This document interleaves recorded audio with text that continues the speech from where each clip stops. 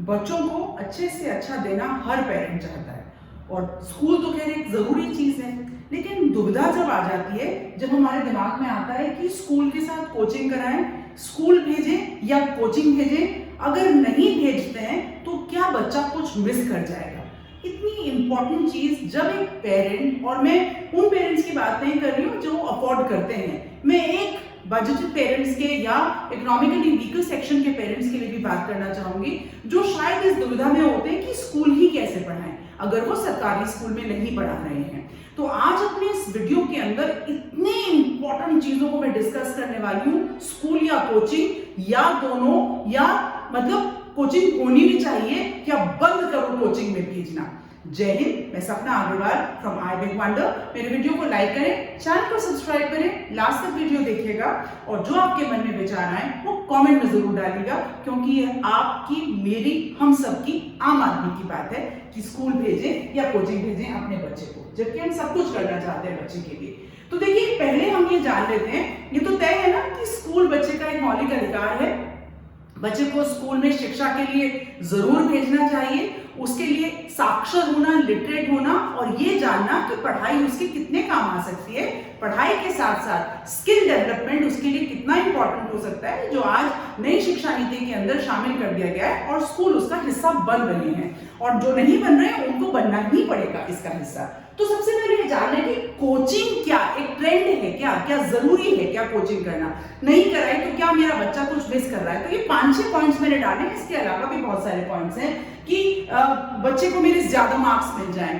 तय कीजिएगा कि ज्यादा मार्क्स मिलने से बच्चे का क्या कोई लर्निंग इंप्रूव हो रहा है क्या, या केवल मार्क्स आकर रह जाए, क्योंकि मार्क्स बड़े सब्जेक्टिव होते हैं। उस दिन अच्छे से याद कर लिया, परीक्षा में अच्छा दे दिया, क्वेश्चन पेपर मेरी पसंद का आ गया या मेरा तैयार किया हुआ आ गया, ये सारी चीजें मार्क्स के साथ होती हैं। और मार्क्स गेन करने में रटना, कई बार मनन या स्मृति नहीं, नॉलेज गेन करना नहीं, रटना हमारे सामने रह जाता है, तो कहीं वो बढ़ावा तो नहीं दे रहे हैं। सक्सेस इन कॉम्पिटिशंस, हम आज से अगर बच्चे को कोचिंग में भेजेंगे तो भविष्य में उसको कॉम्पिटिशंस में सक्सेस मिलेगी, तय है। लेकिन आज से अगर हम कोचिंग भेजेंगे तो बच्चा केवल एक पर्टिकुलर कोचिंग की डायरेक्शन में या कॉम्पिटिटिव एग्जाम की तरफ में डायरेक्टेड हो सकता है, और शायद बच्चे और हम पोटेंशियली देखना भूल जाएं कि हम कितनी सारी चीजें कर सकते हैं अपनी लाइफ में, और हार को हम स्वीकार कर पाएंगे कि नहीं, बच्चा और माता पिता दोनों। तो ये बहुत ध्यान रखने की चीज है। देन कई बार ऐसा लगता है घर में बैठे खाली बैठे हुए, अरे जाके ट्यूशन टीचर के पास भेज दो, 3-4 घंटे वहां पे इन्वॉल्व होंगे, नहीं तो सब ऊट पड़ंगे काम करेंगे यहाँ पर, तो हमारे पास समय नहीं है। और ये जेन्युइन रीजन भी हो सकता है कि पेरेंट्स आर वर्किंग, या उनको लगता है कि घर में अकेले रहेंगे तो कहीं वो एक सेफ जगह पर टीचर के पास बच्चा भेजना चाहते हैं। बट ये भी आपको ध्यान रखना है कि केवल इसीलिए तो नहीं भेज रहे हैं, I mean, आप फिर स्किल डेवलपमेंट की आइडियाज ढूंढिए कि आपके शहर के अंदर ऐसी कोई चीजें हैं। खैर, मैं इस चीज के लिए डेफिनेटली आपको हेल्प करूंगी।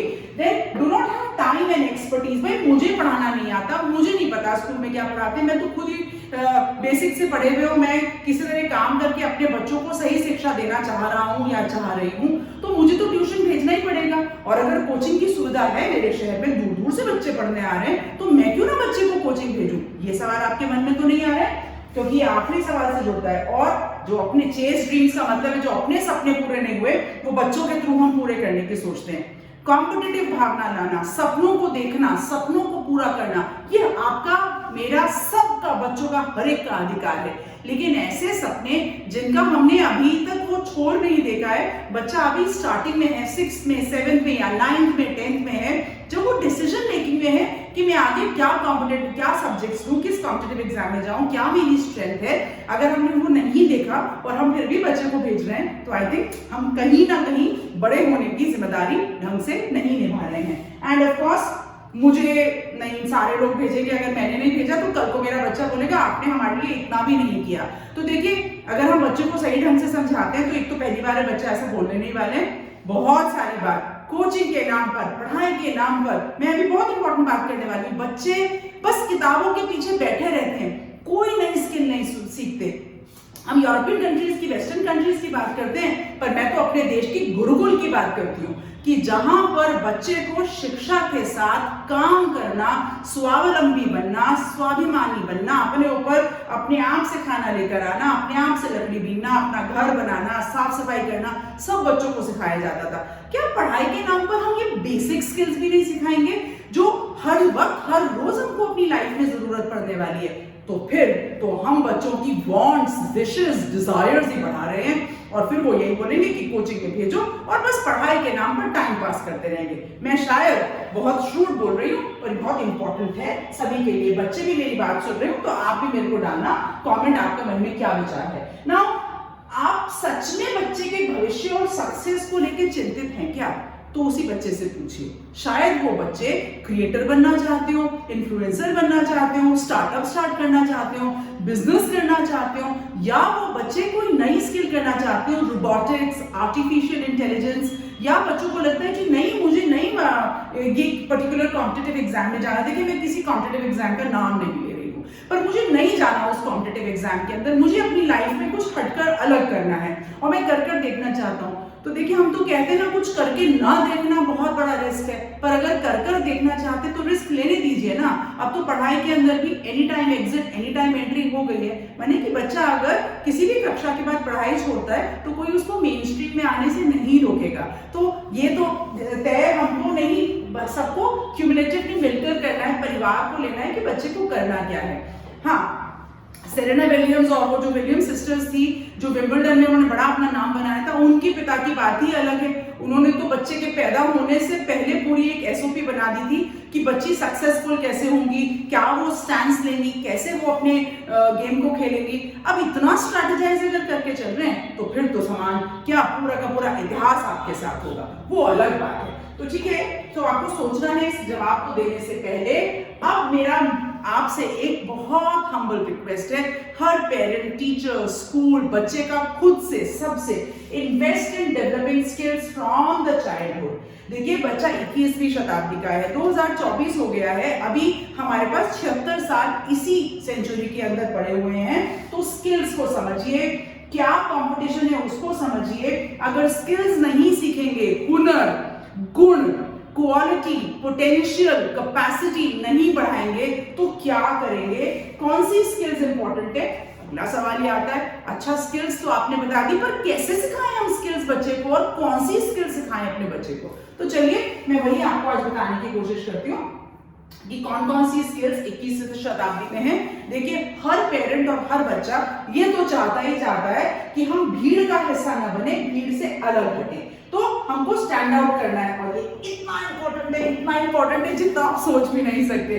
क्योंकि अगर हम भीड़ का हिस्सा रह गए तो फिर कैसी सक्सेस, और फिर कैसा हो, फिर तो हम रूटीन काम कर रहे हैं। सक्सेस तो वहां पर भी, तो देखिए सक्सेस की तो बहुत सारी अलग अलग डेफिनेशंस है, लेकिन अगर आपने सारी चीजें जो अब तक मैंने बोली, कॉम्पिटिटिव सक्सेस, बच्चे का सब कुछ अच्छा हो जाए, तो फिर ये तो आपके मन में आएगा ही आएगा। तो चलिए स्किल्स की बात करते हैं। अब मैंने यहाँ पर इतनी सारी स्किल्स लिखी है, आप आराम से इन स्किल्स को देखें। पर मेरा मानना है कि 21वीं शताब्दी के अंदर एक्टिव लर्निंग, बच्चों की ग्रोथ माइंडसेट के साथ, एनालिटिकल थिंकिंग, बच्चे का एक जजमेंट और डिसीजन मेकिंग, लीडरशिप स्किल्स, हालांकि ये सारी की लीडरशिप स्किल्स के अंदर आते हैं, मैं अभी बात करती हूँ कम्युनिकेशन स्किल्स, मतलब बच्चा जो बात बोल रहा है वो दूसरे तक पहुंचे तो, या आप और मैं भी जो बात कर रहे हैं। Technical skills, technology, artificial intelligence बढ़ रहा है।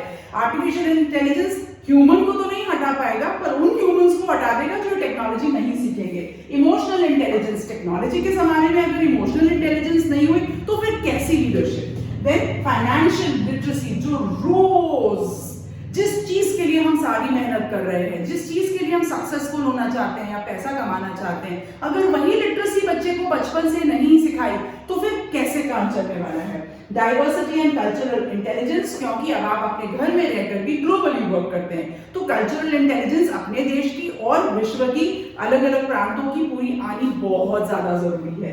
एंड इंटरपर्सनल स्किल्स, हम जिन लोगों के साथ काम करते हैं शायद हमको वो अच्छे नहीं लगते, या हमको लगता है कि काश कि मैं अपने हिसाब से सब कुछ कर पाते। तो देखिए, चुन तो हम किसी को भी नहीं सकते, राइट? अगर हम ना तो हमारे माँ बाप, ना हम अपने माँ बाप को, हम वो भी नहीं चुन सकते, ये सब तय हुआ होता है। हाँ, मेडिकल के जो लोग सुन रहे होंगे शायद वो मेरी बात से मतलब ना माने इस चीज के लिए, but I will still agree to my point. So it's very very important for a child कि वो ये सारी चीजें सीखे. तो देखिए, मैंने जब आपसे ये सारी बात करी, आई एम श्योर मेरा आज का वीडियो ना आपके मन में ये सवाल मतलब का उत्तर तो देगा कि स्कूल तो बहुत जरूरी है, कोचिंग लेनी है या नहीं लेनी, या बंद करो कोचिंग में भेजना. इस सवाल अगर भेजना है तो क्या ढूंढने के लिए भेजना है? कोचिंग को भी कहिए कि 21 पढ़ाई के साथ साथ 21वीं शताब्दी की स्किल्स को ग्रो करवा दें. मुझे अच्छे से याद है 10th के बाद जाकर न्यूज़पेपर बांटना या थोड़ा सा काम करके कुछ अर्निंग करना, हॉलीडेज में समर्स में नई नई चीजें सीखना, वो चीजें मतलब गाना सीखना, नृत्य सीखना, आर्ट सीखना, वो शायद मैंने अपना प्रोफेशन नहीं बनाया, पर उससे मुझे कॉन्फिडेंस बहुत मिलता है. पब्लिक स्पीकिंग करना, डिबेटिंग करना, इन सब चीजों से बहुत फर्क पड़ता है. तो अगर आप जाना मतलब चाहते हैं कि आपका बच्चा बहुत सक्सेसफुल हो, तो please remember on this and any time feel free to connect with me. I am here to help you. मैं हमेशा आपको कहती हूँ कि that everybody has a right to say I big wonder, और मैं चाहती हूँ कि हर कोई आई बिग वंडर बने. मेरे वीडियो को लाइक करें, चैनल को सब्सक्राइब करें. वीडियो आपने पूरा देखा है, अच्छा लगा तो कमेंट में डालें और सबके साथ शेयर करें. आज के लिए जय हिंद.